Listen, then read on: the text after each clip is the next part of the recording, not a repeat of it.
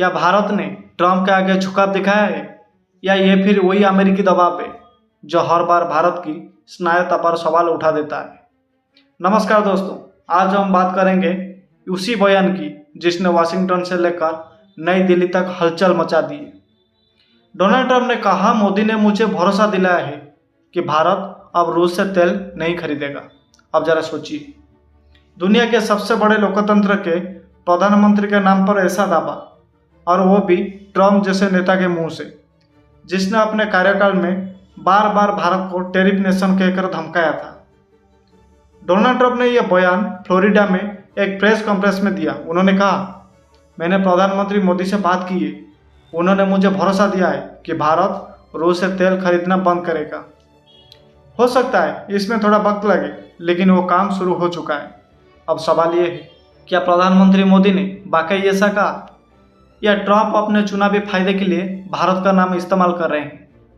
क्योंकि याद रखिए, ट्रंप चुनावी मोड में है। रूस को लेकर अमेरिका के भीतर जो एंटी रशिया सेंटीमेंट है वो ट्रंप के लिए अब भी एक ज्वालामुखी जैसा है, और इसीलिए जब वो कहते हैं कि मैंने भारत को झुका दिया, तो ये बयान सिर्फ कूटनीतिक नहीं बल्कि राजनीतिक हथकंडा भी है। भारत का विदेश मंत्रालय तुरंत हरकत में आया। प्रेस कॉन्फ्रेंस में साफ कहा गया, हमारी ऊर्जा नीति दो बातें पर टिकी, ऊर्जा सुरक्षा और उपभोक्ता हित। कोई तीसरा पक्ष हमें ये नहीं बताएगा कि हमें किससे तेल खरीदना चाहिए। और फिर जोड़ा गया, हमारे पास ऐसा कोई रिकॉर्ड नहीं कि प्रधानमंत्री ने ट्रंप को कोई ऐसा आश्वासन दिया हो। यानी सीधा और सख्त जवाब, नहीं जनाब, ऐसा कुछ नहीं हुआ। अब ये बयान इसलिए अहम है क्योंकि रूस भारत का तीसरा सबसे बड़ा तेल सप्लायर बन चुका है। यूक्रेन युद्ध के बाद रूस ने डिस्काउंट पर तेल दिया और भारत ने अपनी जनता के हित में वो ऑफर लिया। नतीजा ये हुआ कि भारत की तेल कीमत स्थिर रही और देश की अर्थव्यवस्था संभली रही। कांग्रेस ने इसे बड़ा मुद्दा बना दिया। राहुल गांधी ने ट्वीट कर कहा, प्रधानमंत्री ट्रंप के आगे झुक गए हैं, देश की गरिमा दांव पर है। उनका कहना है कि मोदी सरकार अमेरिका को खुश करने के लिए रूस से दूरी बना रही है, जबकि रूस दशकों से भारत का भरोसेमंद साथी रहा है, रक्षा सौदे से लेकर ऊर्जा सहयोग तक। विपक्ष का तर्क है, ये सिर्फ एक तेल सौदे की बात नहीं है, बल्कि ये सवाल है भारत की कूटनीतिक रीढ़ का। क्या भारत अब भी स्ट्रैटेजिक ऑटोनॉमी पर कायम है या वो अमेरिकी नीति के इशारे पर झुक रहा है? उधर रूस ने भी मोर्चा संभाला। रूसी उप प्रधानमंत्री अल्जेक्टर नोवाक ने यह बयान दिया, हमें भारत की स्नायुता नीति पर पूरा भरोसा है, हमारी साझेदारी जारी रहेगी। यानी रूस साफ कर चुका है कि उससे भारत पर कोई शक नहीं। लेकिन सवाल यह है, अमेरिका के दबाव के बीच भारत कितने देर तक दोनों तरफ का संतुलन साध पाएगा? अब जरा हकीकत पर आइए। भारत अपने 88% तेल जरूरतें आयात से पूरी करता है। अगर आज रूस से सस्ता तेल आना बंद हो जाए तो पेट्रोल 140 रुपये तक जा सकता है। क्या भारत ये जोखिम उठा सकता है?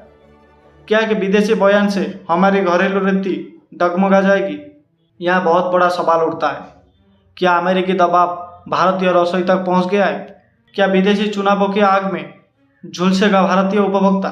दरअसल भारत के सामने दो स्पष्ट रास्ते हैं। पहला, अमेरिका को खुश रखो और रूस से दूरी बनाओ, लेकिन नुकसान महंगी ऊर्जा, महंगा पेट्रोल और बढ़ती महंगाई।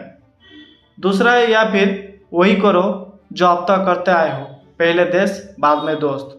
क्योंकि भारत ने पहले भी कहा है, हम अपने नागरिकों के हित में जो सही है वही करेंगे, किसी ब्लॉक के दबाव में नहीं।